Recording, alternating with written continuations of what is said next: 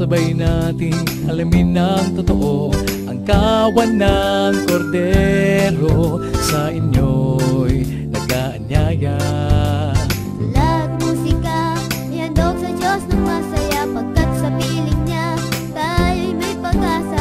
Walang hanggang ligaya, tayo na magsama-sama. The KNC Show, provisions while they grow. Sa tulong ng ating Diyos Ama, isipan ay magliliwanag na.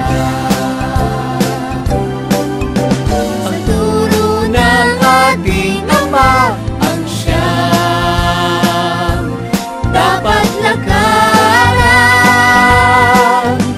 The KNC Show, provisions while they grow. Sa tulong ng ating Diyos Ama, isipan ay magliliwanag na. KNC Show, provisions while we grow. Sa tulong ng ating Diyos Ama, isipan ay magliliwanag na.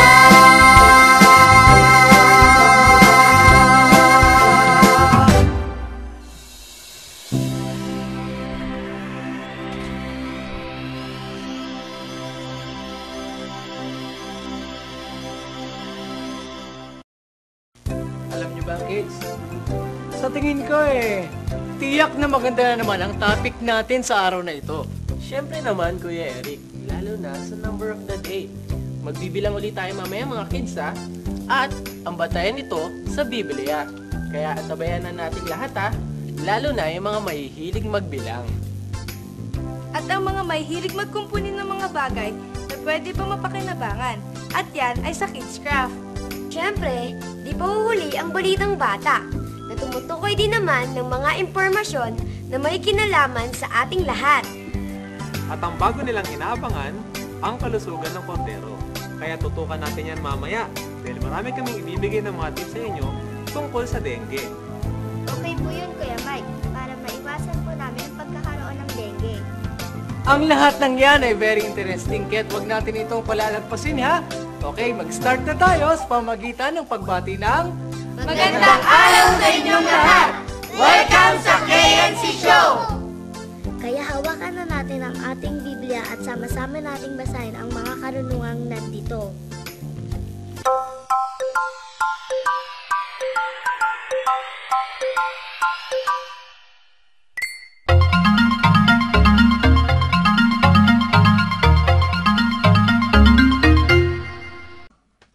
O kids, eto na ang ating Bible Trivia.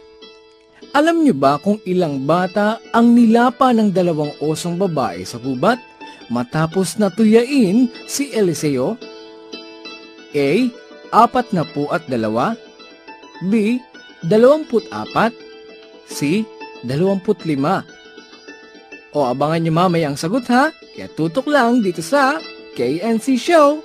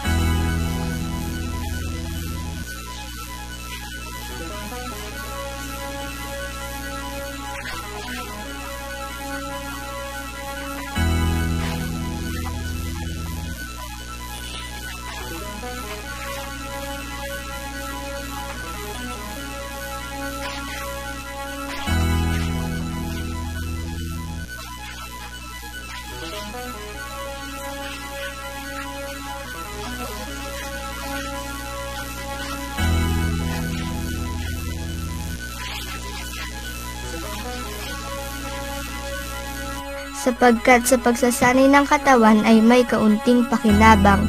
Ngunit ang kabanalang sa lahat ng mga bagay ay pinakikinabangan, na may pangako sa buhay na ito at sa darating.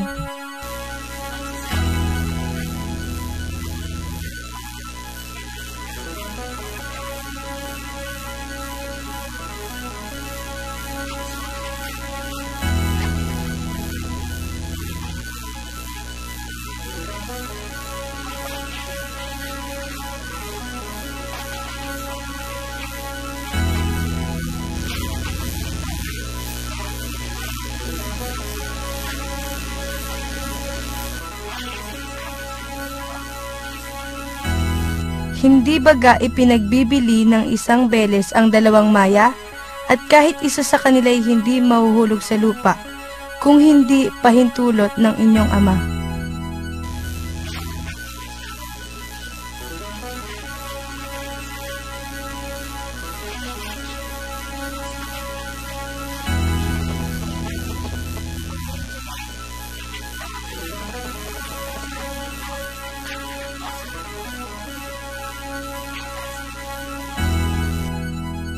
Mga anak, magsitalima kayo sa inyong mga magulang sa Panginoon, sapagkat ito'y matuwid. Igalang mo ang iyong ama at ina, na siyang unang utos na may pangako, upang yumaon kang mabuti at ikaw ay mabuhay na malaon sa lupa. Children, obey your parents in the Lord, for this is right. Honor thy father and mother, which is the first commandment with promise, that it may be well with thee, and thou mayest live long on the earth.